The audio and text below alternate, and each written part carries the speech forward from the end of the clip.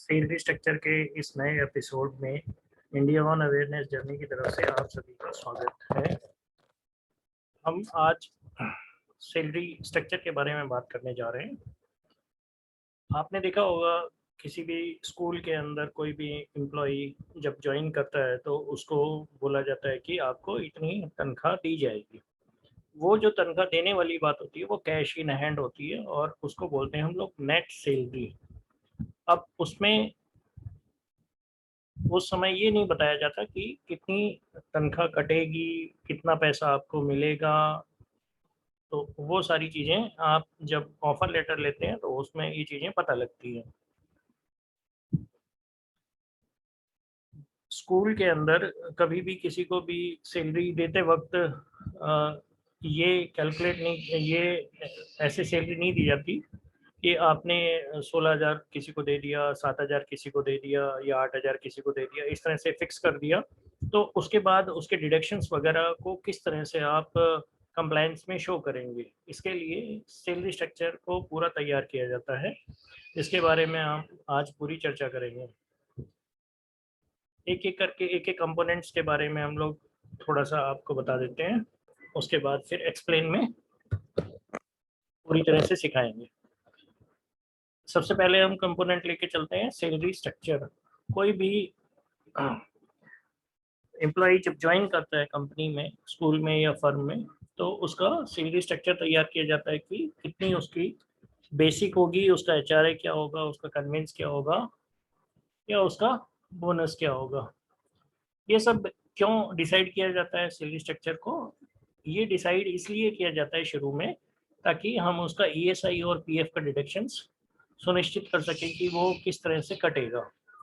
अगर पीएफ, अगर बेसिक 15,000 रुपये से कम है तो उसका पीएफ कटेगा, बशर्ते कि टोटल एम्प्लॉयज़ उस कंपनी या फर्म में या स्कूल के अंदर 20 या 20 से ज़्यादा होने चाहिए, या फिर वो फर्म या कंपनी वॉलंटरीली पीएफ का डिडक्शन या पीएफ का कोड नंबर ले चुकी हो, तभी उस उतने एम्प्लॉयज़ का पीएफ कटेगा। अब हम बात करें ईएसआई की। ईएसआई में 21,000 रुपये से ज़्यादा अगर उसकी ग्रॉस सैलरी है तब ईएसआई का डिडक्शन होगा। इसमें भी वही शर्त है कि 20 या 20 से ज़्यादा एम्प्लॉयज़ होने चाहिए या फिर वॉलंटरी बेसिस पे वो स्कूल या कंपनी उस कोड को ले ले। अब हम आगे बात करते हैं सो कुछ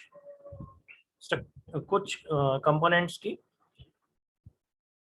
आगे बढ़ने से पहले मैं आपको कुछ मिनिमम वेजेस के बारे में बता देता हूँ। मिनिमम वेजेस हर स्टेट अपने अपने स्टेट के हिसाब से डिसाइड करता है कि एक मजदूर को कितने मिनिमम वेजेस देने चाहिए, यानी कितने कम से कम मजदूरी देनी है।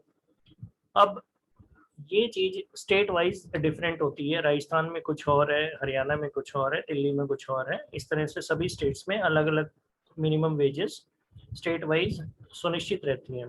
तो जो भी पार्ट जिसको बोला जाता है कि first component of the salary structure, वो बेसिक सैलरी है। उसमें जो भी मिनिमम वेजेस हैं, अगर उतना ही पैसा उस एम्प्लॉय को दिया जाता है तो वो सारा का सारा बेसिक सैलरी के अंदर आ जाएगा। अगर उसके बाद भी पैसा अगर बचता है तो डिफरेंट कंपोनेंट्स जो कि मैंने बताया, एचआरए, कन्वेंस या बोनस के अंदर डिस्ट्रीब्यूट होते हैं। वो डिपेंड करता है कि आपकी बेसिक क्या होगी, एचआरए क्या होगी, कन्वेंस क्या होगी, बोनस क्या होगी। पहले इस तरह से कोई डिसीजन भी नहीं था, लेकिन मार्च 2021 के बाद ये डिसीजन आया है कि 1 अप्रैल 2021 के बाद आपकी सीटीसी की 50% बेसिक सैलरी होनी चाहिए।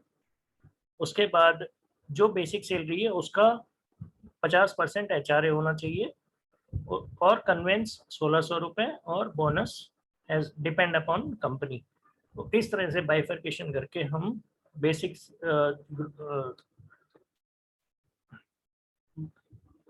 हम ग्रॉस सैलरी के अंदर जितने भी कंपोनेंट्स हैं उनके अंदर जो बेसिक सैलरी के बाद जो भी कंपोनेंट्स बच जाते हैं उनको डालते हैं।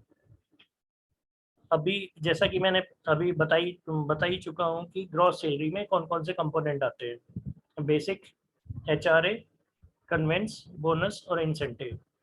आपको आगे चल के ग्रॉस सैलरी का फ़ायदा भी पता लगेगा कि किस तरह से एक एम्प्लॉयर ग्रॉस सैलरी का स्ट्रक्चर बनाएगा, तब उसको पीएफ के अंदर कहाँ पे फ़ायदा होता है, वो मैं आगे चल के बताऊंगा इसी वीडियो के अंदर। अब हम बात करते हैं डिडक्शंस की।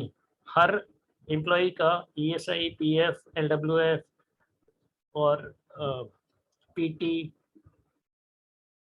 ये डिडक्शंस होते हैं। तो वो किस तरह से डिसाइड होता है कि कैसे कैसे डिडक्शंस होने चाहिए, उसके लिए एक अलग से वीडियो बनाया हुआ है, वो आप देख लीजिएगा। डिडक्शंस में जब हम बात करें तो ग्रॉस सैलरी के बाद ही हमेशा डिडक्शंस होते हैं।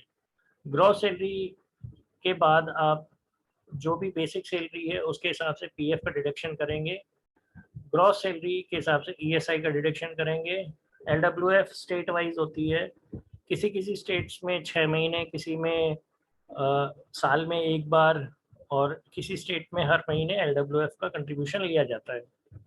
इसी तरह से चिल्ड्रन फीस, उस स्कूल की, एक बच्चा है या 2 बच्चा है, वो डिपेंड करता है कि स्कूल में वो कितनी अपने बच्चे की फीस जमा कर रहा है, तो वो डिडक्शन सैलरी में से भी काट लिया जाता है अगर वो इसके लिए एप्लीकेशन देता है।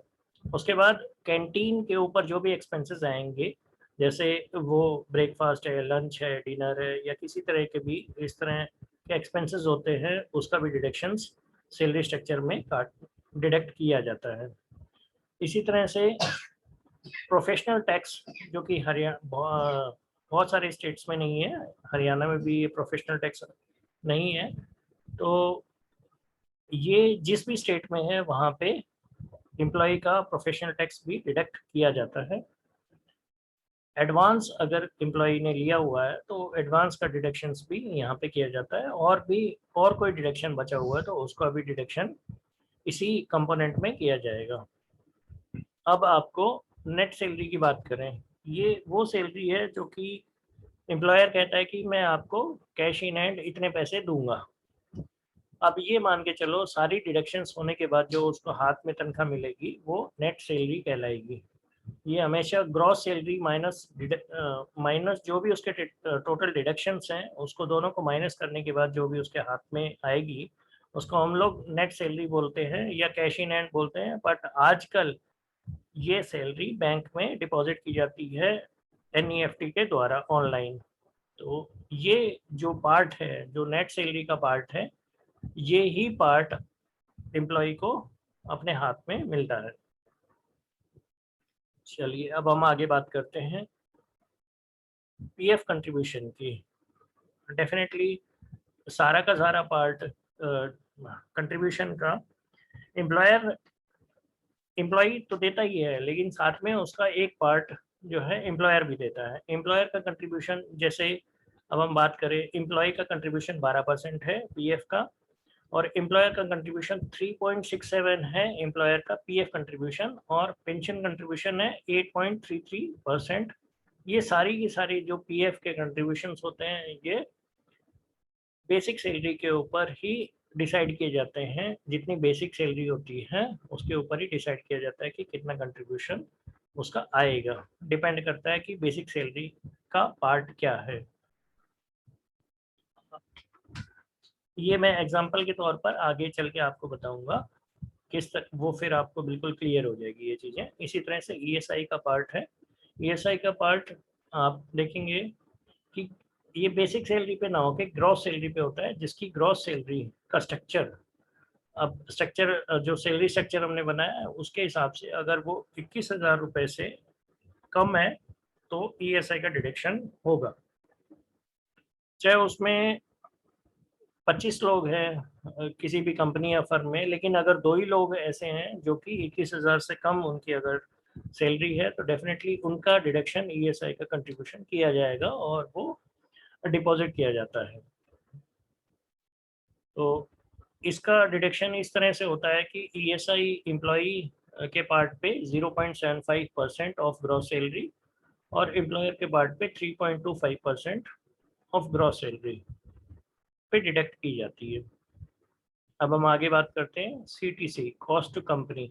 कॉस्ट टू कंपनी एक वो कंपोनेंट है जिसके अंदर सारे एक्सपेंसेस जो उस एम्प्लॉय पे खर्च होने वाले हैं वो सारे के सारे यहाँ पे इंक्लूड किए जाते हैं। यानी CTC एक वो पार्ट होता है जिसके अंदर एम्प्लॉय को बताया जाता है कि एक एम्प्लॉयर आपके ऊपर इतने पैसे खर्च करेगा, तो उसको पता लगता है कि उसके जितने भी कंपोनेंट्स हैं वो सारे के सारे CTC में इंक्लूड होंगे। इसमें ग्रॉस सैलरी उसकी रहेगी। ग्रॉस सैलरी में ऑलरेडी उसका EF, PF, ESI, PF और बाकी सारे डिडक्शंस आई गए। उसके साथ इसमें एक और चीज़ ऐड की जाती है, एम्प्लॉयर के जितने भी जो कंट्रीब्यूशंस हैं वो भी CTC में ऐड किए जाते हैं, जैसे ESI का, PF का, PT, LWF और PF के एडमिन चार्जेस को इग्नोर कर दिया जाता है। बट CTC आप देखेंगे कभी भी किसी से बात करेंगे तो CTC जब भी बात होती है तो एम्प्लॉयर हमेशा CTC की बात करेगा, ना कि नेट सैलरी की। CTC का मतलब है कि उसको बहुत बड़ा अमाउंट दिखाई देता है। अगर वो 5 लाख रुपए आपको कहता है कि साल में दिए जाएंगे, तो इसका मतलब ये नहीं कि आपको जो है 41,600 रुपए आपको हर महीने दिए जा रहे हैं। वो कहीं ना कहीं डिडक्ट होके आपको मिलेंगे 35,000 के करीब। बाकी जितने भी पार्ट हैं 4,000, 5,000 के करीब, वो आपका डिडक्शंस में एम्प्लॉयर का डिडक्शन का पार्ट रहता है। आगे चल के हम इसको अच्छी तरह से सीखेंगे। अब हम आगे बात करते हैं पे स्लिप्स। पे स्लिप्स के बारे में आप सबको पता होगा कि हर मंथली दी जाती है पे स्लिप, जिसके अंदर आपका बेसिक जो भी इनकम है, जो ग्रॉस सैलरी है, जो डिडक्शंस हैं, जो नेट सैलरी आपकी बन रही है, वो सारी की सारी वहाँ पे आपको दिखाई जाती है। और पे स्लिप एक पार्ट होता है जो कि मंथली एम्प्लॉय को मिलती है। अटेंडेंस के बारे में सबको पता होगा, सब लोग हाजिरी देते हैं सुबह जाके, तो वो एक रजिस्टर बनता है जिससे डिसाइड होता है कि कितने दिन आदमी जो है एक एम्प्लॉई हर महीने आया है और कितने दिन वो एब्सेंट रहा है, कितने दिन उसकी लीव रही है, पेड लीव या अनपेड लीव, और कितने दिन वो प्रेजेंट रहा है। आगे बात करते हैं लीव कार्ड्स की। लीव कार्ड डिपेंड करता है कंपनी लीव कार्ड किस तरह से उस एम्प्लॉय को देती है। जैसे अगर हम स्टेट वाइज बात करें तो सभी स्टेट्स अलग अलग डिसाइड करते हैं कि किस तरह से लीव दी जाए एम्प्लॉय को। तो उनका एक मैंडेटरी पार्ट होता है जो कि कहीं पे 7 दिन की कैजुअल लीव दी जाती है और अर्न लीव 7 दिन की दी जाती है। डिपेंड करता है कि स्टेट वाइज ये लीव्स जो हैं वो एम्प्लॉयज़ को मिलती हैं। तो इसके बारे में एक अलग से भी वीडियो बनाई जा सकती है। आपके कमेंट के ऊपर हम लोग इस चीज़ को डिसाइड करें। अब आगे बात करते हैं कंप्लायंस रिटर्न्स की। कंप्लायंस में बहुत सारे रिटर्न्स होते हैं HR के पॉइंट ऑफ व्यू से, जो कि सबमिट किए जाते हैं, अदरवाइज इसके ऊपर हैवी पेनल्टी चार्जेस की जाती है। अब हम आगे बात करते हैं, आपको एक एक करके सैलरी स्ट्रक्चर के बारे में पूरा बताते हैं। अब हमने ये कुछ ऊपर हेडिंग्स दे रखी हैं, एक एक करके हम लोग देखते हैं इस चीज़ को। सबसे पहला हम लेते हैं हम एम्प्लॉय कोड। एम्प्लॉय कोड क्यों बनाते हैं? हम ये डिसाइड करते हैं एम्प्लॉय कोड बनाने से कि हम डिस्टिंग्विश करते हैं दो नामों को। अब अशोक कुमार दो नाम भी हो सकते हैं, उनके फादर नेम भी दो हो सकते हैं, बट हम डिस्टिंग्विश कैसे करेंगे कि एम्प्लॉय कोड अगर हमारा रहेगा तो एम्प्लॉय कोड के थ्रू हम उसको डिस्टिंग्विश कर सकते हैं। ये यूनिक कोड होता है जो कि स्कूल या कंपनी के द्वारा दिया जाता है। एक एम्प्लॉय का नाम है अशोक कुमार, उसके फादर का नाम है राजवीर, उसकी डेजिग्नेशन टीचर, उसने 7 अगस्त 1973 उसका डेट ऑफ बर्थ है, और 1 नवंबर 2020 को उसने ज्वाइनिंग करी थी कंपनी में। आगे देखिए, यहाँ पे ESI को मैंने यस, डेट ऑफ एग्जिट नहीं है अभी, वो स्कूल के अंदर ही है, तो अब ये मान के चलते हैं कि अभी भी तो वो सर्विंग हैं। ESI जो है ये डिपेंड करेगा उसकी पे स्ट्रक्चर का ग्रॉस सैलरी के ऊपर। अगर वो 21,000 रुपये से कम है तो हम उसको यस करेंगे, अदरवाइज यहाँ पे नो करेंगे। ये फॉर्मूला की वजह से हम लोगों ने इस चीज़ को यहाँ पे दिया हुआ है। यहाँ पे है पे डेज। अगर हम बात करते हैं नवंबर में, अगर नवंबर की सैलरी शीट बना रहे हैं तो नवंबर में 30 डेज होते हैं और वो 30 में से 30 डेज आए हैं। ये एब्सेंट वो 0 रहे हैं और total days in a month वो 30 होते हैं, बिल्कुल सही। आगे चल के हमने उनकी एक यहाँ पे एक स्ट्रक्चर बनाया है जिसके अंदर 9,000 उनकी बेसिक रखी है, 500 रुपये डेयरनेस अलाउंस, HRA 3,000 रुपये और 1,600 रुपये कन्वेंस। बोनस नहीं है यहाँ पे। और उनका जो स्ट्रक्चर बना है 14,100 रुपये, 14,100 रुपये बना है तो डेफिनेटली इनका ESI यस होगा, तो यहाँ पे हमने ESI को यस कर दिया। आगे हम फॉर्मूले देखते हैं तो यहाँ पे हमने कैलकुलेट किया हुआ है कि बेसिक, अगर उन्होंने 30 दिन काम किया तो डेफिनेटली जो बेसिक है उसकी यहाँ पे 30 दिन है, यहाँ पे जो 9,000 रुपये बेसिक है और पूरे महीने काम किया है तो उतनी ही बेसिक उनको मिलनी चाहिए जो कि यहाँ पे मिल रही है। सॉरी, येलो स्पेसेस में आपको दिखाई दे रहा है ये अर्निंग सैलरी है। उसके बाद डियरनेस अलाउंस 500 रुपये, HRA 3,000 रुपये, कन्वेंस 1,600 रुपये, बोनस 0, ओवर टाइम नहीं है कुछ भी यहाँ पे इन एम्प्लॉयज़ का, और ये इनकी टोटल आ गई 14,100 रुपये। अब हम आगे बात करें, इनके पास क्रॉस टोटल हमारा हो गया। उसके बाद हम डिडक्शन की बात करते हैं। EPF का डिडक्शन डिपेंड करेगा बेसिक के ऊपर, तो बेसिक उन्होंने अर्न की है 9,000 रुपये। 9,000 रुपये पर अगर हम 12% देखते हैं तो 11,040 रुपये, सॉरी 1,140 रुपये उनका डिडक्शन बनता है। आगे बात करते हैं ESI की, तो डेफिनेटली ये ग्रॉस सैलरी जो उन्होंने अर्न की है 14,100 रुपये, उसके ऊपर हम 0.75% ESI का डिडक्ट करते हैं। उसके बाद कैंटीन में उनके एक्सपेंसेस हुए 400 रुपये। एडवांस डिडक्शन एडवांस लिया हुआ था उन्होंने, इसलिए हमने यहाँ पे 500 रुपये लिख दिए ताकि वो सैलरी में से डिडक्ट हो जाए, ऑटो डिडक्ट। उसके बाद चाइल्ड फीस, उनका एक बच्चा है जिनकी 300 रुपये फीस जाती है जो कि यहाँ पे सैलरी में से डिडक्ट कर ली गई है, उनको सिर्फ रसीद दे दी जाएगी। ठीक है, आगे एम्प्लॉयर LWF, अभी लेबर वेलफेयर फंड स्कूल्स के अंदर नहीं है तो हमने इस चीज़ को नहीं इंक्लूड किया है। आगे चलते हैं, अदर डिडक्शंस कुछ हैं तो वो भी इंक्लूड नहीं किए हैं, ना ही मैंने यहाँ पे PT जो है डिडक्ट किया है, क्योंकि ये एक हरियाणा का सैलरी स्ट्रक्चर बना रहे हैं। टोटल डिडक्शन हो गया 2,446 रुपीज़। अब ये देखिए यहाँ पे मैंने दिया है Y3 माइनस AG3। Y3 मतलब अगर हम यहाँ पे देखते हैं तो Y3 है 14,100 माइनस टोटल डिडक्शन हमारे आए 2,446। इन दोनों को अगर माइनस करते हैं तो हमारे पास आता है 11,654। ये है नेट सैलरी जो कि उनको या तो हाथ में मिलेगी या फिर ये NEFT बैंक के द्वारा बैंक में उनके अकाउंट में डिपॉजिट हो जाती है। तो अभी जो है कैश इन हैंड देना सिर्फ डेली वेजेस के लिए है, अगर मंथली सैलरी ले रहे हैं तो वो आपको बैंक में ही डिपॉजिट करनी पड़ेगी, क्योंकि इंडियन गवर्नमेंट के हिसाब से आप 5,000 से ऊपर जो भी कैश है तो वो आप इस तरह से नहीं डिस्ट्रीब्यूट कर सकते, आपको अकाउंट्स के थ्रू ही पे करना पड़ेगा। आगे हम बात करते हैं, ये कुछ और पार्ट्स दिखाई दे रहे हैं आपको यहाँ पे। एम्प्लॉयर का PF, यहाँ पे जो एम्प्लॉयर है उनका भी पार्ट आता है PF का, जो कि डिडक्ट होगा, और वो इस तरह से है। एम्प्लॉयर का EPF का पार्ट है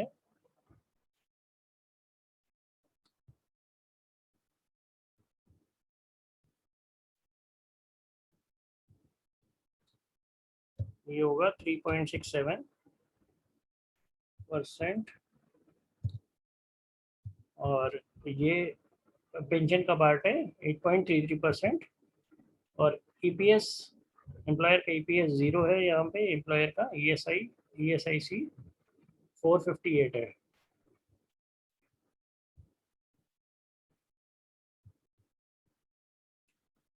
और एम्प्लॉयर का LWF यहाँ पे हमने डिसाइड नहीं किया है, यहाँ 0 है। और CTC बन गया इनका 15,698, यानी टोटल एक्सपेंसेस जो इनके ऊपर लगे या जो एम्प्लॉयर को उठाने पड़े वो 15,698 रुपये, 15,698 रुपीज़ वो एक्सपेंसेस आए एम्प्लॉयर के पास, यानी उनको इस एम्प्लॉय के ऊपर खर्च करने पड़े 15,698 रुपीज़। देखिए ये किस तरह से हुआ, 14,100 तो ये डिसाइड हुआ। उसके बाद जो एम्प्लॉयर का पार्ट है यहाँ पे 349, 791, 458, ये सब भी इंक्लूड करेंगे तो 15,698 रुपीज़ बनता है, जो कि एम्प्लॉयर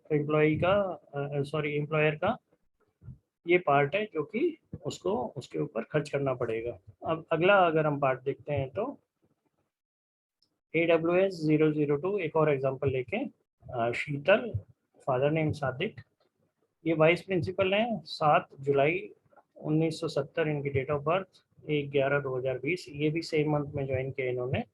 अब यहाँ पे भी ESI का डिसीजन हम बाद में करेंगे, क्योंकि सैलरी स्ट्रक्चर एक बार बना लेते हैं उसके बाद। तो सैलरी स्ट्रक्चर हमने बनाया, 10,000 रुपये इनकी बेसिक, अच्छा DNS अलाउंस 700 रुपये। अगर हम यहाँ पे देखिए, अगर हम इनको दे रहे हैं टोटल 16,000 रुपये, सपोज अगर हमने यहाँ पे 16,000 दे दिया तो बाकी हम कंपोनेंट जीरो कर सकते हैं और ग्रॉस सैलरी में सीधा 16,000 रुपये आ जाएगा। बट ये देखिए आप, अगर आप यहाँ पे 16,000 रखते हैं तो डेफिनेटली ये जो 16,000 पे ही आपको PF डिपॉजिट करना पड़ेगा यहाँ पे। तो मिनिमम अगर आप डिपॉजिट करेंगे तो 15,000 मान के चलो, और 15,000 पे 1,800 रुपये खर्च करने पड़ेंगे। जबकि अगर हम इसको 10,000 कर देते हैं, मैंने पहले भी बताया था, बाकी जो कंपोनेंट्स हैं उनको बाकी जो पैसा बचा है उसको बाकी कंपोनेंट्स में हम डिस्ट्रीब्यूट कर देते हैं। डिनर्स अलाउंस में हमने 700 रुपये कर दिए, HRA में 3,700 रुपये, 1,600 कन्वेंस में, तो टोटल हमारा ग्रॉस जो स्ट्रक्चर है उसके अंदर 16,000 रुपया है, यानी 16,000 ही दिए हमने, बाकी उसके बाद ही डिडक्शन होंगे सारे के सारे। तो जब हम 10,000 रुपये पे डिडक्शन करते हैं तो बेसिक आ गई उनकी 10,000 अर्निंग, 700, और ये 16,000 रुपये, 16,000 रुपये उनकी ग्रॉस टोटल आ गई। अब हम PF की बात करते हैं। देखिए तब हमें 1,800 रुपये कम से कम देने पड़ रहे थे, और यहाँ पे आप 1,284, 1284, 1,084 रुपीज़ हमें डिपॉजिट करने पड़ेंगे। या एम्प्लॉय को भी फ़ायदा रहेगा कि उसको कम पैसे देने पड़े और उसको कैश इन हैंड ज़्यादा मिला। अब हम बात कर रहे थे कि इनका जो स्ट्रक्चर है वो 16,000 रुपये है, तो डेफिनेटली ESI तो बनेगा। ESI को हमें यस करना था, हमने इसको यस कर दिया। बाकी कंपोनेंट्स भी ऐसे ही हैं। 30 दिन इन्होंने भी काम किया, एब्सेंट 0 है, 30 दिन का ही मंथ था, तो यहाँ पे इनका जो ESI है वो 120 रुपये आ गया। और कैंटीन के चार्जेस सपोज करो 200 रुपये ही थे इनके, फिर 700 रुपये इनकी फीस। जो बच्चा, चलो ये बच्चे कोई नहीं है, 0, सॉरी एडवांस कुछ भी नहीं था, और बाकी वो भी नहीं है कुछ भी, कोई चिल्ड्रन फीस भी नहीं है, LWF भी नहीं है, अदर डिडक्शंस भी नहीं है। तो इनका टोटल अगर हम देखते हैं तो ये आ गया 1,604 रुपीज़, और इनको नेट सैलरी मिलेगी इन दोनों को माइनस करने के बाद 14,396 रुपीज़। सेम इसी तरह से जो हमने किया था यहाँ पे, एम्प्लॉयर के पार्ट का डिडक्शंस भी किया जाता है, जिससे कि डिसाइड होगा कि उनको, एक एम्प्लॉयर को उनके ऊपर कितना एक्सपेंस करना पड़ेगा।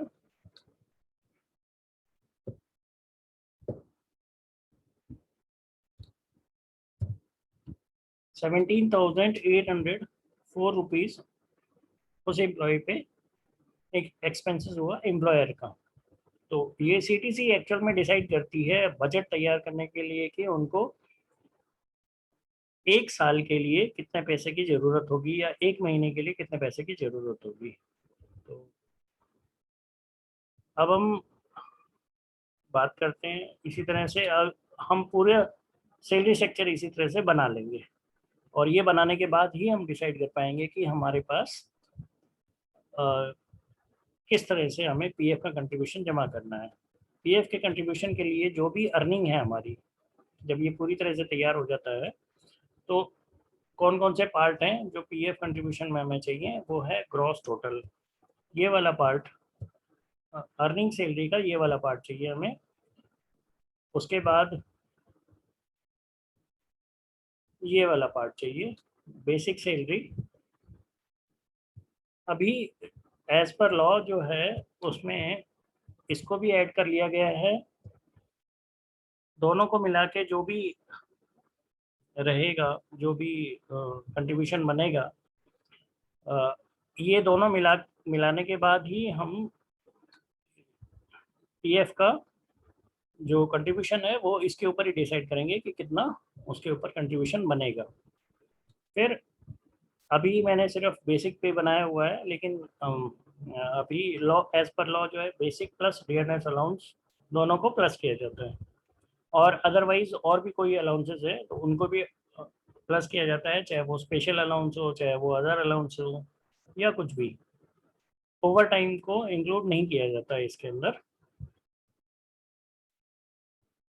अगर आप चाहें तो सिर्फ एक ही कंपोनेंट रख लें, कोई ज़रूरी नहीं है कि डियरनेस अलाउंस भी ये कंपोनेंट रखना है, but as per CBSE norm शायद वो कहती है कि डियरनेस अलाउंस भी हमें कहीं ना कहीं रखना पड़ेगा। ये दोनों होने के बाद आप पीएफ का डिस्ट्रीब्यूशन कंट्रीब्यूशन जो है वो 12% on the basis of these two components हम यहाँ डिसाइड करेंगे। ऐसे ही ईएसआई का डिसाइड करेंगे, ईएसआई का डिसाइड करेंगे ग्रॉस सैलरी हमारी कितनी बन रही है उसके ऊपर। ठीक है, चलिए आप प्रैक्टिस करिए और डेफिनेटली मुझे बताइए, अगर कोई भी प्रॉब्लम है तो कमेंट कीजिए, मैं आपके सवालों के जवाब जरूर दूंगा। आप मुझे डायरेक्ट कॉल भी कर सकते हैं। धन्यवाद।